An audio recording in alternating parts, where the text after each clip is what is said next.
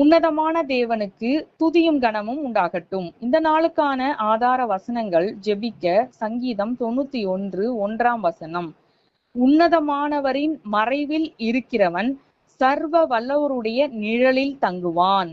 துதிக்க ரூத் 2:12 தேவனாகிய கர்த்தருடைய செட்டைகளின் கீழ் அடைக்கலமாய் வந்த உனக்கு அவராலே நிறைவான பலன் கிடைப்பதாக.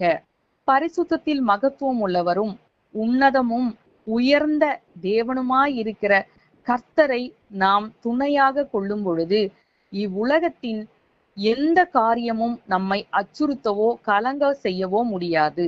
ஆனால் நாம் அவருடைய நிழலில் அவருடைய மறைவில் தங்க வேண்டும் என்றால் அவர் எதிர்பார்க்கிற பரிசுத்தமும் கீழ்ப்படிதலும் நம்மிடத்தில் இருக்க வேண்டும்.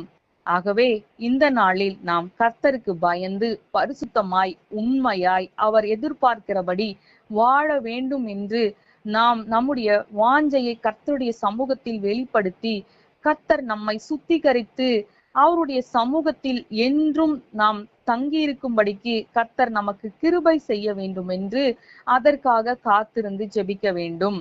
மேலும் நம்முடைய குடும்பத்தினருக்காகவும் அவர்களில் யாராவது கர்த்தரை விட்டு தூரமாய் இருந்தால் அவர்களுக்காகவும் பாரப்பட்டு இந்த நாளில் ஜெபிக்கலாம்.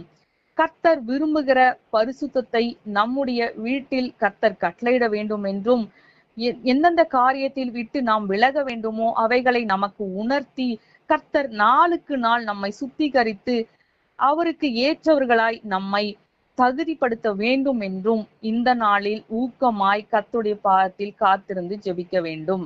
துதிக்க வேண்டியது யாரெல்லாம் கர்த்தரை நம்பி அவரை தங்கள் அடைக்கலமாக கொள்கிறார்களோ அவருடைய பாதத்தில் தஞ்சம் அடைகிறார்களோ அவர்களுக்கு கர்த்தராலே நிறைவான பலன் கிடைக்கும் என்று நமக்கு வாக்கு கொடுத்திருக்கின்ற நல்ல தேவனை நாம் உயர்த்தி துதிப்போம்.